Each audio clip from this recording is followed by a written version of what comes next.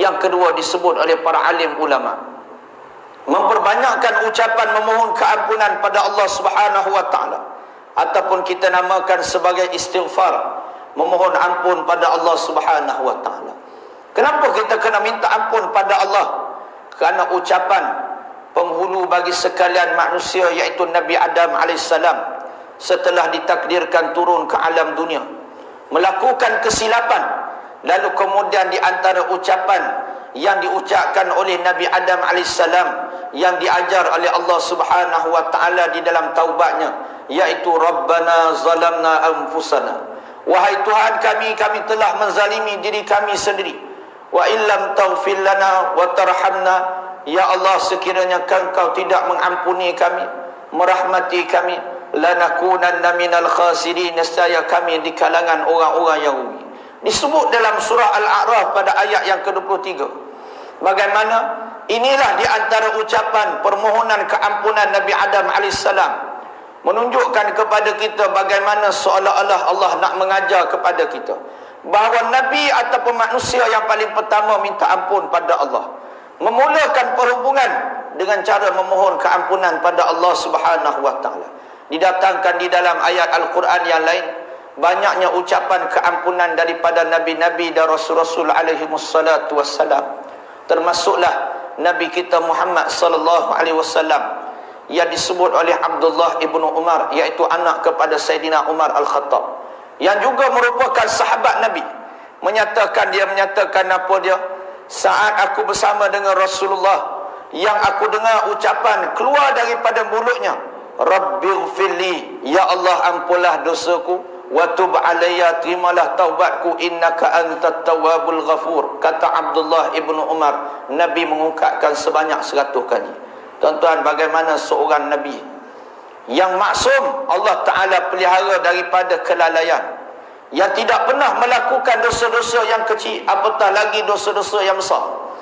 Nabi ni tuan-tuan insan yang kamil, insan yang sempurna, yang tak pernah buat silap, yang menjaga aib manusia. Tak pernah orang yang menjaga aib seperti mana Nabi menjaga aib manusia. Nabi lah tuan-tuan. Nabi ni tak pernah sebar aib manusia. Pernah diceritakan dalam satu hari Nabi ni tengah cakap, beri ucapan tazkirah, tiba-tiba sahabat terketuk tuan-tuan. Sahabat pun manusia juga terketuk, sahabat lain pun dengar. Apa Nabi buat tuan-tuan? Nabi suruh semua ambil wuduk tuan. Bila Nabi suruh semua ambil wuduk, tak ada sahabat yang berani janggah. Sami'na wa ata'na, semua dengar datang. Tak adalah sahabat dia kata, ya Rasulullah, hak ketuk bukan kami, pasal apa kami nak ambil wuduk? Sahabat semua ambil wuduk. Kenapa Nabi mengarahkan sedemikian? Kerana Nabi nak menjaga aib sahabat yang terkentut ini. Nabi nak jaga aib. Sampai hari ni kita tak tahu, bahkan saya sendiri pun tak tahu siapa sahabat hak terkentut tu. Ada ulama pun tak tahu siapa dia sahabat hak terketut. Nak kata Nabi ni benar-benar menjaga aib. Kita tahu-tahu tak lah, kalau orang ketut tengah kuliah, cari siapa lupa caci, hak manusia ketut tengah kuliah. Nak katanya kita ni suka mencari aib manusia, tidak seperti mana Rasulullah memelihara aib manusia. Bahkan Nabi menjaga hati dan perasaan orang miskin. Nabi tahu sempurnanya Nabi, hatta hati dan perasaan orang miskin pun Nabi jaga.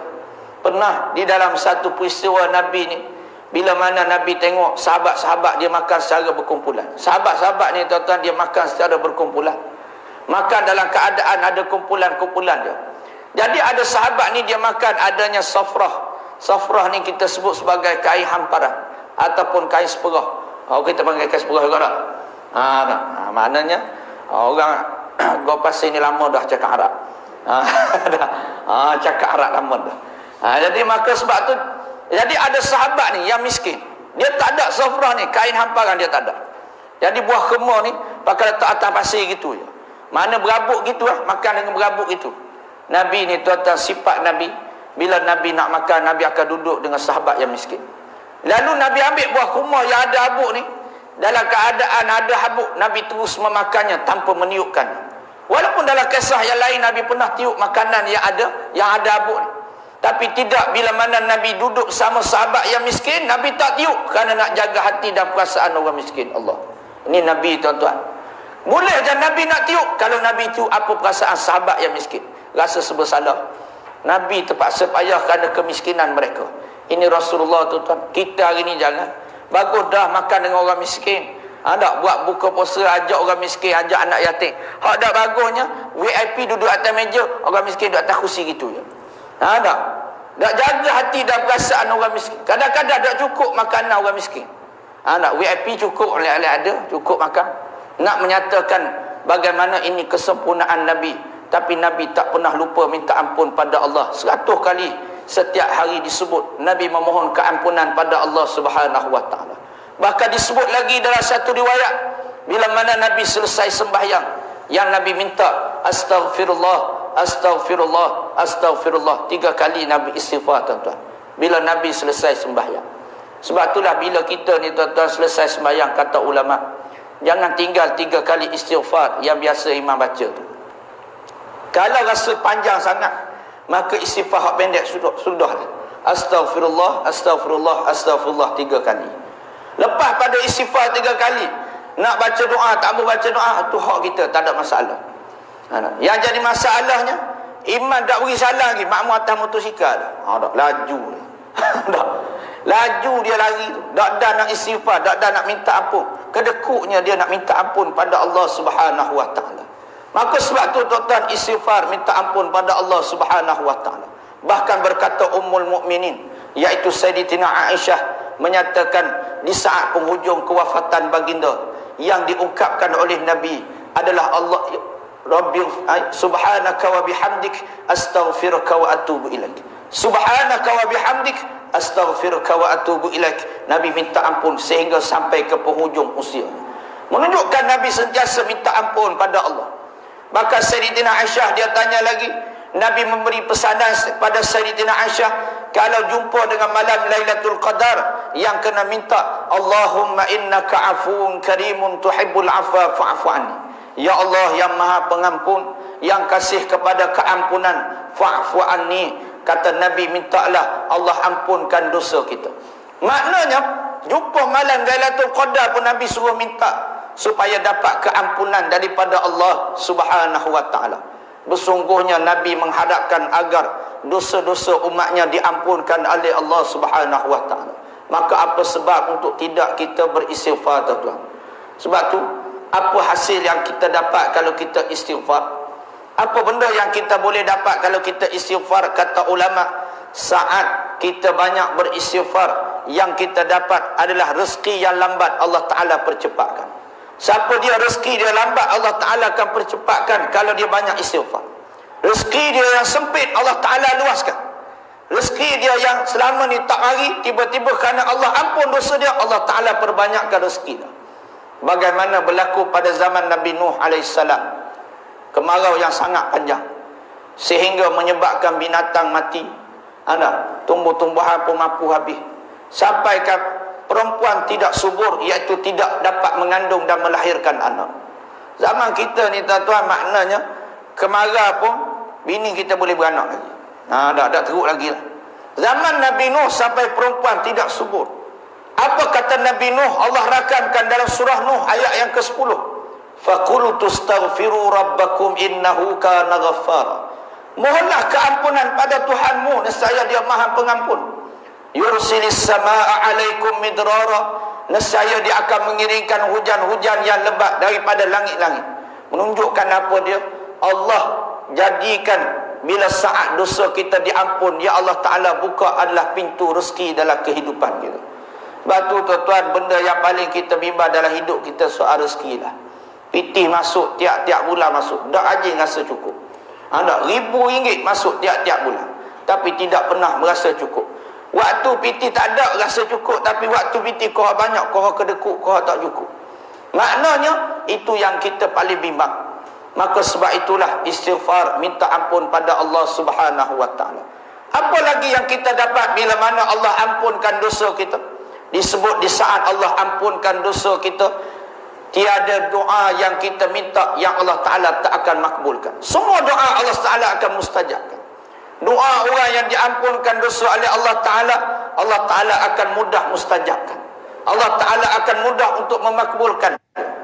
Bagaimana satu peristiwa yang masyhur, kisah yang masyhur berlaku pada zaman Imam Ahmad bin Hanbal. Satu hari Imam Ahmad bin Hanbal pengasas mazhab Hanbal. Imam Ahmad bin Hanbal satu hari dia berjalan jauh, musafir, penat, letih ni, berehat di satu masjid. Tiba-tiba dia ke masjid, tak kenal tu Imam Ahmad bin Hanbal. Lalu dia halau, dia halau keluar Imam Ahmad bin Hanbal, tak beri berehat dalam masjid, tak beri tidur dalam masjid. Lalu sehingga Imam Ahmad bin Hanbal dihalau keluar, sampai keluar daripada masjid. Bila keluar daripada masjid, Imam Ahmad bin Hanbal bertemu dengan seorang lelaki yang baru balik daripada jual roti. Lalu Imam Ahmad bin Hanbal minta pertolongan, bantuan daripada laki-laki ni untuk dapatkan tempat berehat. Lelaki yang jual roti ni dia tak kenal, tu Imam Ahmad bin Hanbal. Dia biasa dengar nama Imam Ahmad bin Hanbal, tapi tu dia tak kenal, tu adalah Imam Ahmad bin Hanbal. Laki-laki ni pun ajak balik rumah dia, sediakan tempat berehat, diberi makan dan minum. Apa yang menakjubkan Imam Ahmad bin Hanbal, dia perhati laki-laki ni yang jual roti ni, setiap perkara yang dia buat tidak pernah dia meninggalkan istighfar. Dia duduk uli roti, dia istighfar. Dia duduk bakar roti, dia istighfar. Tidak pernah meninggalkan istighfar, minta ampun pada Allah. Sehinggalah bertanya Imam Ahmad bin Hanbal, aku tengok mu ni duk istighfar sokmon, lama dah kau buat kerja ni, dan apakah yang kamu dapat sepanjang kamu beristighfar sepanjang masa? Kata laki-laki ini, sudah sekian lama aku beristighfar, dia kata. Maka apa hasilnya?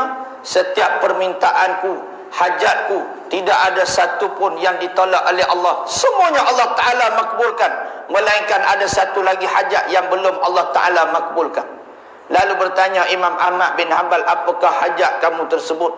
Kata laki-laki ini, iaitu satu lagi hajatku yang berbaki adalah aku sangat berhajat, memohon hajat kepada Allah agar dipertemukan dengan seorang imam yang bernama Ahmad bin Hanbal. Lalu berkata Imam Ahmad bin Hanbal, alangkah indahnya takdir Allah yang menghalau aku keluar daripada masjid sehingga aku bertemu dengan kamu. Lalu bertanya laki-laki ini, apa sebab kamu maksudkan dengan kata-kata kamu itu? Kata Imam Ahmad bin Hanbal, akulah Imam Ahmad bin Hanbal. Menangis laki-laki tersebut, berpeluk dengan Imam Ahmad bin Hanbal, menunjukkan tidak ada satu doanya yang tidak dimustajabkan. Semuanya dimustajabkan oleh Allah Subhanahu wa taala. Tuan, sebab tu kadang-kadang anak kita ni jadi lambat makbul doa kita sebab dosa kita banyak. Sebab itulah mintalah ampun pada Allah Subhanahu wa taala dalam bulan Ramadan yang mulia ini. Kerana kita tak tahu bila mana saat keampunan Allah Taala kena pada kita. Disebut oleh Al-Imam Hasan Al-Basri, aktsaru minal istighfar, perbanyakkan istighfar fi buyutikum, di rumah-rumah kamu. Duduk kat rumah tuan-tuan, kalau puas sambil-sambil tumbuk sambal belacang, ada istighfar, astagfirullah, astagfirullah, astagfirullah. Ataupun sambil tengok TV. Hari ni rancangan TV kenapa hak banyak hari ni? Rancangan jual banyak dalam TV hari ni. Nak beli tak mampu, istighfar aja mampu. Astagfirullah, astagfirullah. Ataupun buatlah apa saja sekalipun istighfar. Wa fi ala mawaidakum, disebut lagi di hadapan hidangan-hidangan kena istighfar. Sebelum ke darah tuan-tuan, istighfar dulu. Takut darah mati kan? Tak sajanya. Maka istighfar. Wa fi turuqikum, di atas jalan-jalan, jalan kaki, bawa motosikal, bawa kereta, istighfar. Wa fi aswaqikum, di pasar-pasar. Pasar lagi lah kena banyak istighfar. Nak pergi bazar Ramadan kena istighfar. Kerana pasar ni tempat syaitan suka berkumpul. Batu pasar ni kalau tak ada hajat dah pergilah. Kalau setakat nak pergi buat tawaf 7 kali dah yalah. Tak mau beli, nak tawaf saja. Dah ya pergi. Pergi kalau ada hajat je pasar ni. Wa fi majalisikum, mana-mana majlis istighfar. Ainama kuntum, di mana saja kamu berada. Kerana kata Imam Hasan Al-Basri, kamu tidak tahu bila saat turunnya keampunan Allah Subhanahu wa taala. Kata ulama tuan-tuan, saat kita istighfar, astaghfirullah, astaghfirullah, astaghfirullah, tiba-tiba satu kalimat istighfar yang kita sebut itu bertepatan dengan satu waktu yang Allah Ta'ala tak akan tolak permintaan kita. Kata ulama, saat itu juga semua dosa kita Allah cabut keluar, sehingga tiada dosa kita dengan Allah Subhanahu wa Ta'ala. Allah. Tapi kita tak tahu bila waktu tersebut. Kadang-kadang mungkin sebelum subuh, mungkin lepas subuh, mungkin waktu tengah dengar kuliah. Kita tak tahu. Maka sebab itulah istighfarlah, mintalah ampun pada Allah Subhanahu wa taala. Bahkan Allah Taala sebut dalam Al-Quran, di antara kumpulan manusia yang berjaya, al-mustaghfirina bil ashar, orang yang beristighfar pada waktu sahur. Allah sebut dalam Al-Quran, orang yang beristighfar pada waktu sahur. Tuan-tuan, amalan terbaik bila mana kita ni ada saki baki beberapa minit waktu sahur ni, istighfar, minta ampun pada Allah, kerana Allah sebut dalam Al-Quran. Bahkan disebut, dibawakan satu hadis, walaupun hadis ni dikatakan dipertikaikan di punya tarikh hadis ni, tapi hadis ni dia menyebut apa, dia ada 3 suara yang sangat dikasihi oleh Allah. Yang pertama disebut sautud dik, suara ayam jantan. Suara ayam jantan, tuan-tuan, sebab apa Allah Ta'ala kasih? Kerana sifat ayam jantan ni, dia berkokok di awal pagi. Orang yang belayang dia tahulah. Saya tak belayang, saya tak tahu. Orang sini ada belayang baru, dia tahu ayam jantan dia kokok ku apa. Cuma waktu mengaji dulu, pernahlah sewa rumah ni, bawah rumah tu penuh ayam. Jadi 2:30 pagi dengar sekali dia berkokok. Bukan dia sekor, berjemaah. Ayam jantan dia berkokok, dia berjemaah berkokok, bukan dia sekor. Kemudian 4:30 pagi dia berkokok pula sekali lagi. Waktu tu tak mengaji lagi hadis bab ayam. Rupanya Nabi dah sebut dalam beberapa hadis, di antaranya Nabi kata apa? Idza sami'tum siyahat diyakah fas'alullaha min fadli. Bila mana kamu dengar ayam jantan berkokok, mintalah kurniaan daripada Allah ataupun rahmat daripada Allah. Fa innaha ra'at malaka, karena kata Nabi dia sedang melihat malaikat. Tuan, ayam jantan dia berkokok kerana dia melihat malaikat. Nabi sebut dalam hadis. Sebab tu rugi kita dengar ayam jantan berkokok, kita tidak minta doa daripada Allah Subhanahu wa taala. Rugi.